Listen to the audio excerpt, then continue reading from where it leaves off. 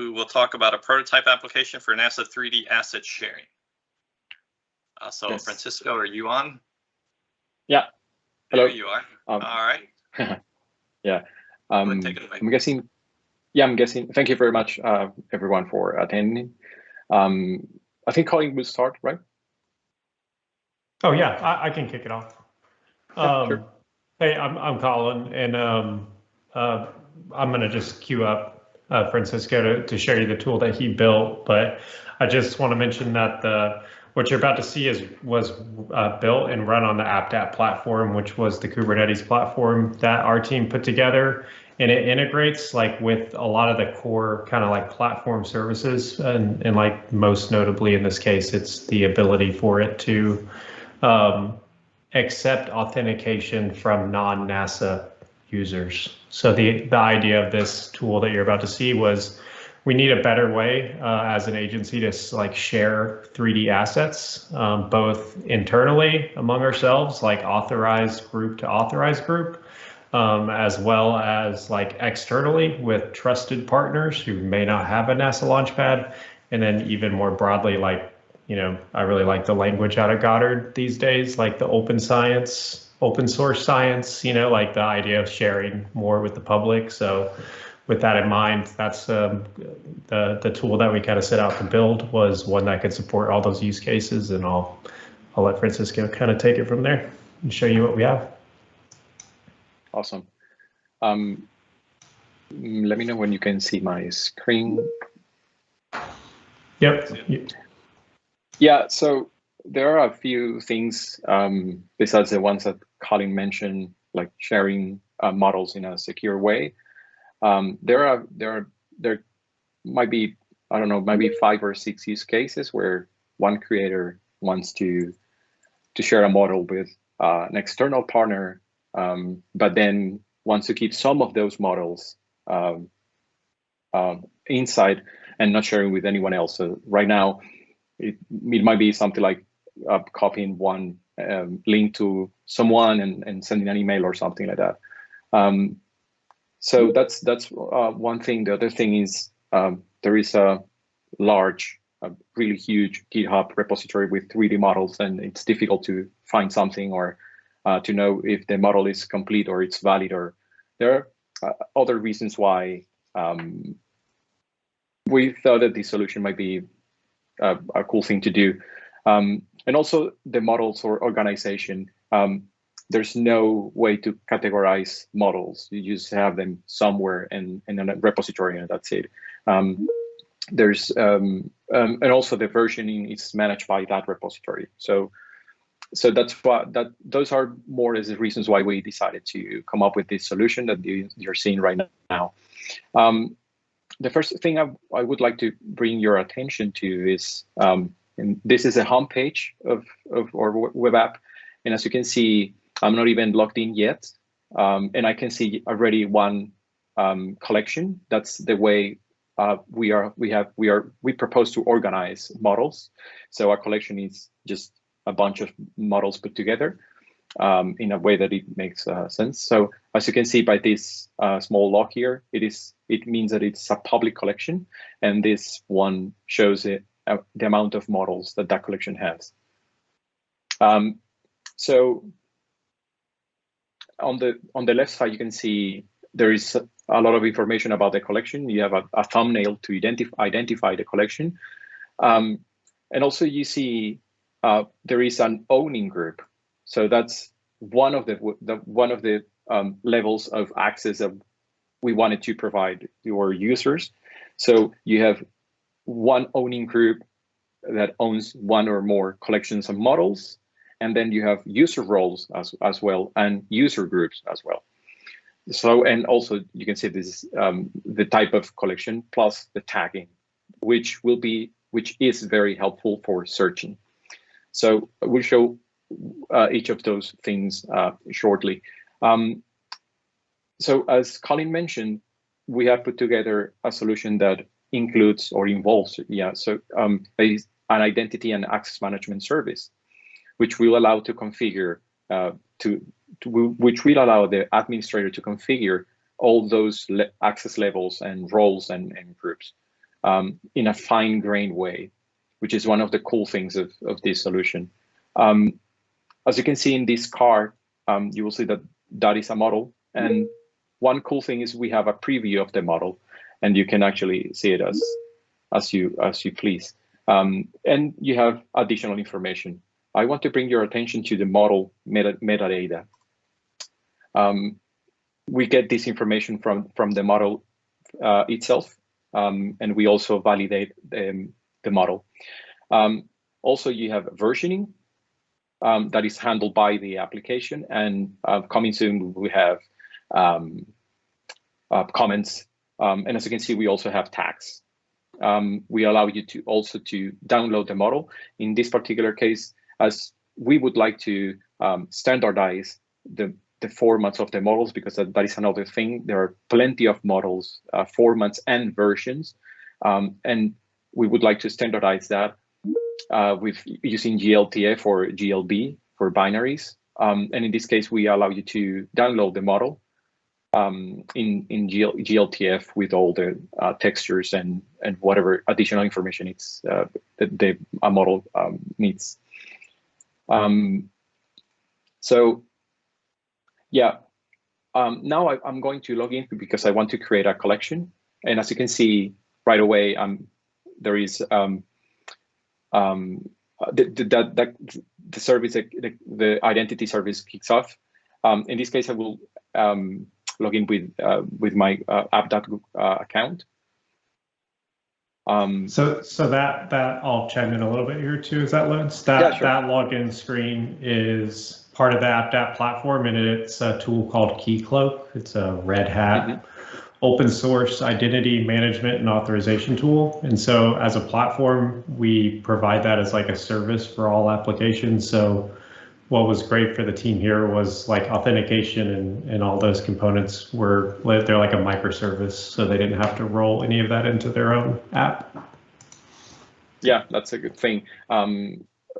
Every part of every component of the solution, like front end, the back end, the converter, and the identity and access management service, KeyCloak, it's a Docker container. So it has all the benefits, and it's orchestrated by Kubernetes. So it has all the benefits of scaling up and scaling down, and as it's needed.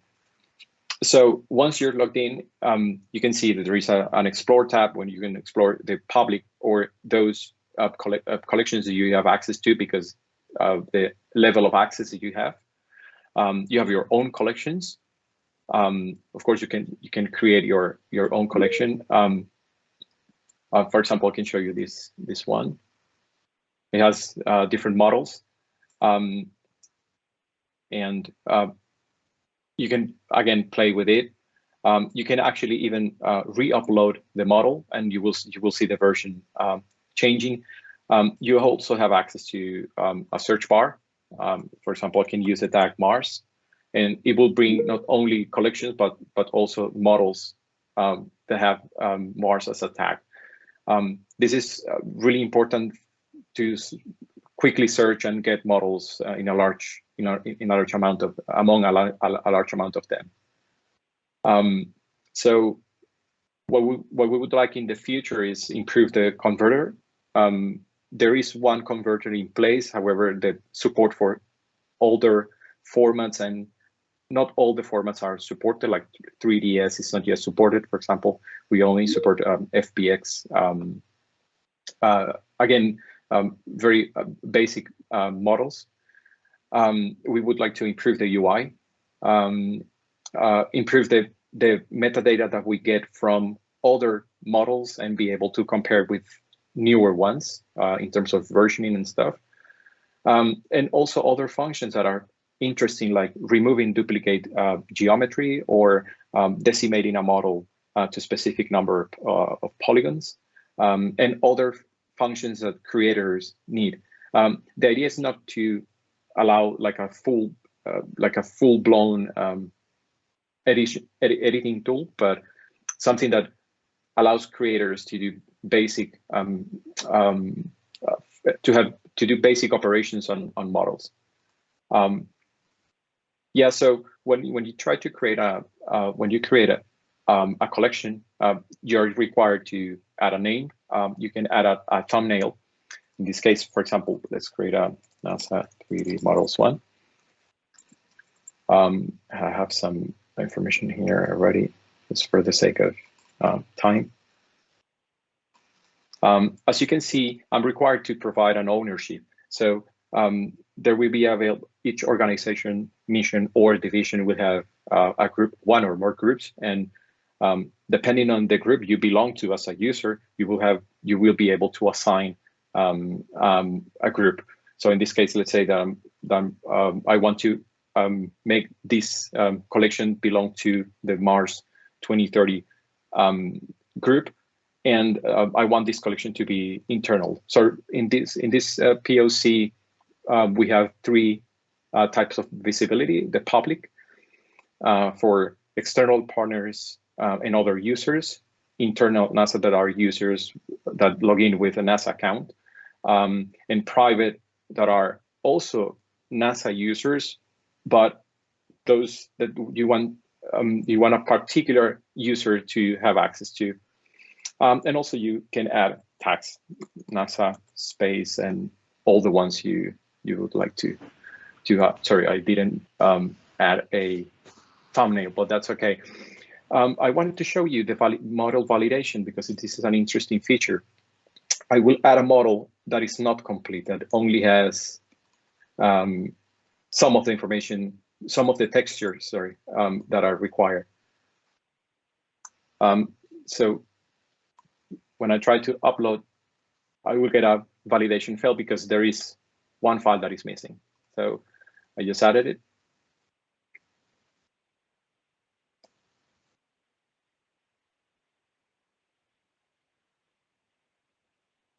Now we'll go to be correct. And as you can see, you will get a preview of the model, and you can actually decide how you want to, what would be the thumbnail of that model. So you just take a photo of it and then add the information.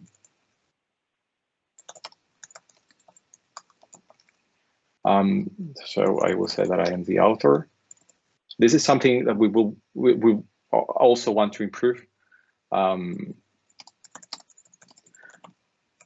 get to add more information from the author, because maybe the author is not the same person that is adding the model and so on. So Red Planet 3D model.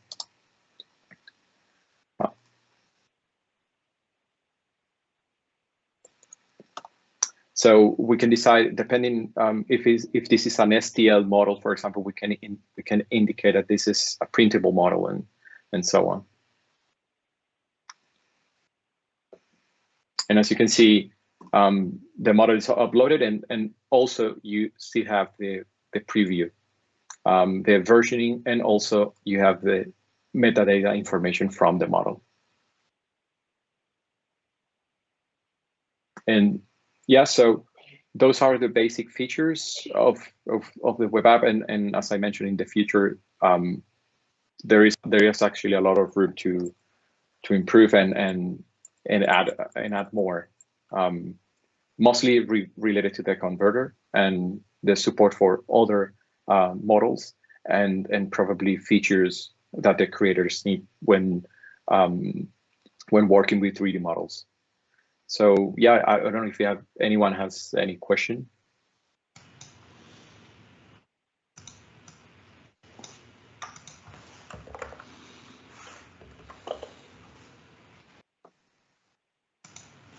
I did make a comment in the chat bar that we plan to use the tool that was presented yesterday, Jose's tool, to do a lot of the processing, removing of some of the faces, model decimation, etc.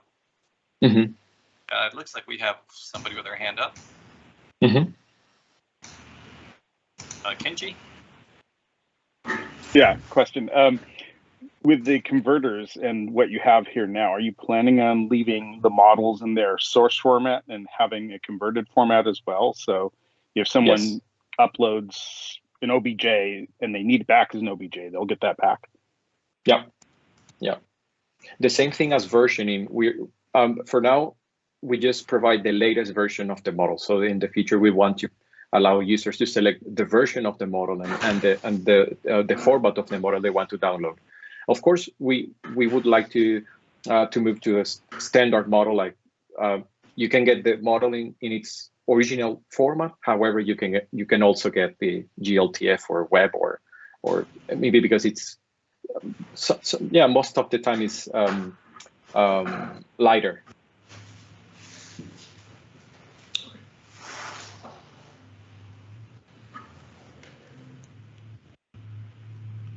All right, any other questions from anybody around the loop? Just one more comment. So if anyone want to try the tool, it's we are open. It's of course it's a beta version. We are open to get users, and the feedback is more than welcome. Yeah, please do. I just and external partner testers, or are you looking right now for people that have VPN access? If you are, like, we can definitely start to incorporate external testers. We haven't to date, but everything's wired up. I mean, essentially everything that Francisco just did was as an external partner. What we still have to iron out is like the user management. There's like, as you would imagine, there's aspects of I'm an administrator of the system. And so like I can add people to groups and then I can create collections for that group. And so those are still some of the things we have to kind of work through from a productionization standpoint, but you can definitely get in and try it, create a collection, log in with your NASA, and yeah, let us know, you know, what bugs you find. So for external users, what information would we need for them to become testers? Just their email address, name, or what else? We would need to enable we'd need a Google account right now is what we could support. So that would be a requirement. They would like a Gmail or any public Google account. We would be able to provision access, and then we just would need to work through, right now it would only be email. This is, like I said, we don't have a full like user management story here for requesting access yet because we don't have NAMs in this case. So yeah, like it's kind of informal for this testing phase. It would be an email, and we could like work it out. It depends, I guess, on how many people you think, Frank, if we should try to pull everyone together and get everyone onboarded at once, or if we can just do it, you know, one or two here or there. But we can support it. I just don't have a formal process. We just have to, I'd have to work with you offline probably. And I guess it supports model storage. What about videos and other content? So if we want to share videos and say presentations, is this a good way to do that? Not yet. It definitely could, but like we purposely kind of like didn't make it a general object storage. We tried to keep it focused to like 3D assets so that we could do rendering and decimation and some of those features. So I think the file formats right now only support the 3D model formats. There's 4 or 5. So things like MP4s we won't let those up at the moment. There's technically no reason we couldn't, other than we'd have to refactor some things in the application, I think, to support those formats. Support that. Yeah. So that would be another thing, is if people use the tool and are like, hey, I love this, I'd love to use it for this type of a file, you know, these types of files. I want to put MP4s in here. I want to put AutoCAD files, and, you know, like knowing what people are you know, like what type of assets would make sense in here. I don't think this is Google Drive and shouldn't be, so I don't think we should be putting Word documents and stuff, just because, you know. But yeah, if people have feedback on other file formats, then we definitely would take that. Any comments or questions from anybody else?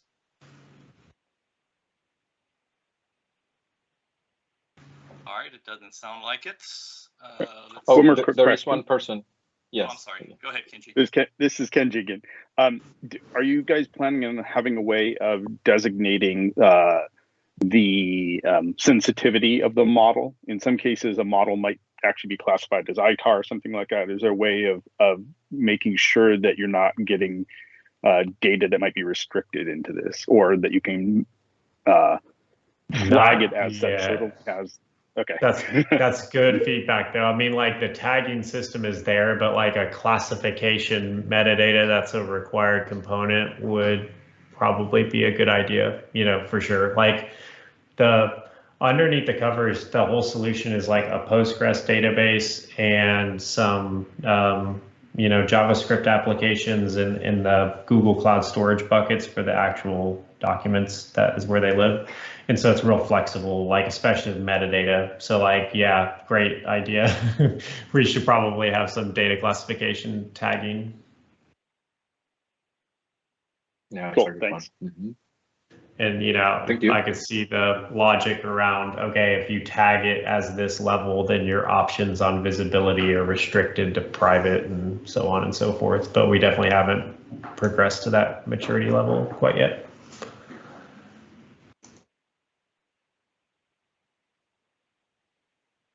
Any final comments from anyone?